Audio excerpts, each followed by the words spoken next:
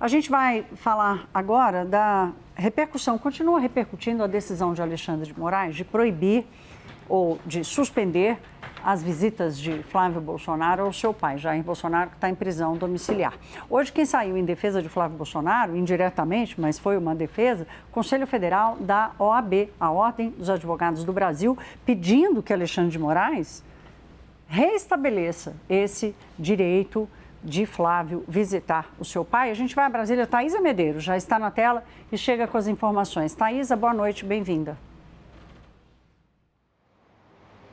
Boa noite, Thaís, a você e a todos. Nesse documento enviado pelo Conselho Federal da OAB ao ministro Alexandre de Moraes, eles reforçam a garantia, de que um advogado precisa ter acesso pessoal e reservado ao seu cliente. No caso, Flávio Bolsonaro precisa ter acesso ao ex-presidente Jair Bolsonaro, porque atua como advogado constituído na sua defesa e, por isso, esse acesso precisa ser garantido. É uma garantia essencial para o exercício da advocacia, conforme diz o Conselho nesse ofício encaminhado ao ministro Alexandre de Moraes. Eles defendem que Flávio Bolsonaro precisa ser visto para além de um familiar, mas também como esse papel dentro da equipe de defesa do ex-presidente. Isso porque Flávio Bolsonaro provocou a OAB nesse sentido, alegou que precisava ter acesso ao pai por conta desse papel profissional dele enquanto advogado da defesa, e a OAB encaminhou oficialmente então esse ofício ao STF, representando um pedido para que Alexandre de Moraes reveja então essa decisão. A decisão de que Flávio Bolsonaro e Jair Bolsonaro não podem se encontrar por 90 dias. Isso significa até meados de outubro essa restrição para encontros depois daquela leitura da carta que foi escrita pelo ex-presidente em suas redes sociais. Flávio Bolsonaro fez uma live no sábado à tarde e fez a leitura completa desse material que foi entregue a ele na última visita que aconteceu no sábado pela manhã. O ministro Alexandre de Moraes entendeu que houve um desvio de finalidade na visita e que foi descumprida uma medida cautelar, a medida de não usar as redes sociais, seja por meio direto ou indireto, por meio de terceiros, que foi o que, na visão dele, aconteceu com o uso das redes de Flávio Bolsonaro para se comunicar com os seus aliados, seus eleitores. Então, diante disso, o ministro Alexandre de Moraes vedou essas visitas que estavam acontecendo já pré-autorizadas, já que Flávio Bolsonaro faz parte da equipe, também é da família de Jair Bolsonaro. Ele podia visitar dentro dos dias e horários permitidos pelo Supremo Tribunal Federal, não precisava de autorização a cada visita, mas isso agora fica vedado por 90 dias. Lembrando que também o ministro deu prazos de 48 horas para que a defesa dissesse se Jair Bolsonaro tinha ciência de que a carta seria veiculada nas redes sociais. A defesa ainda não se manifestou, Thaís. Thaisa, eu estou encantada aqui com o céu de Brasília atrás de você. Aqui em São Paulo já tudo escuro e o céu de Brasília, que é maravilhoso, é a minha cidade, então eu posso falar bem mesmo. O céu atrás de você está simplesmente maravilhoso. Vê se você consegue curtir esse último restinho de pôr do sol por aí, minha querida. Até já. Matheus Teixeira está aqui, não tem céu de Brasília atrás dele, não, pelo menos. Ó, Jussara Soares também. Vocês não têm o fundo do céu de Brasília, mas pelo menos daí da janela vocês conseguem ver também um bocadinho. Boa noite aos dois. Matheus, eu começo com você. Ontem, quando saiu essa decisão, nós tratamos aqui o quanto essa decisão de Alexandre de Moraes acaba arrumando confusão com o Tribunal Superior Eleitoral. Inescapável? Exatamente, Thaís. A gente já vinha falando ontem, hoje apurei bastante ao longo do dia para entender o alcance e a repercussão dessa decisão do ministro e qual que é a percepção. Claro, se eventualmente o TSE vier a condenar Flávio Bolsonaro por propaganda antecipada, eleitoral antecipada, isso poderia gerar uma multa, algo assim de em torno de R$20 mil, que para o PL não é grande coisa. Mas o simbolismo disso é muito maior do que o valor que a punição poderia gerar. Porque o Supremo Tribunal Federal já vem há algum tempo dando recados aí, não só nos bastidores, mas também em decisões públicas, na divisão que vive o Supremo. Um recado de uma ala do STF ao comando do TSE, aos ministros Cássio Nunes Marques e André Mendonça. A depender do desenrolar da condução do Tribunal Eleitoral nas eleições deste ano, pode o Supremo se tornar uma instância recursal às decisões do TSE. Claro que, historicamente, o TSE dá a última palavra sobre as questões eleitorais atinentes às eleições e o Supremo sempre respeitou. Mas o Supremo é a última instância da Justiça Comum e da Justiça Eleitoral e tem poder para derrubar decisões do TSE. Historicamente, houve esse respeito, essa deferência ao entendimento firmado pelo TSE durante as eleições, até pelo fato de o TSE ser formado por 3 ministros do Supremo Tribunal Federal. Mas nesta eleição, a gente está vendo pela primeira vez desde a redemocratização um cenário diferente, que contou ontem com essa decisão do ministro Alexandre de Moraes de acionar a Procuradoria-Geral Eleitoral a tomar alguma atitude e avaliar se houve ou não campanha antecipada na leitura da carta de Flávio Bolsonaro, em que Jair diz que ele é o candidato. Antes disso, teve a iniciativa do próprio ministro Alexandre de Moraes também de abrir um inquérito contra Flávio Bolsonaro para verificar se ele imputou algum crime ao presidente Lula. O ministro Gilmar Mendes também acionou a Procuradoria para investigar Romeu Zema, que é pré-candidato à presidência da República.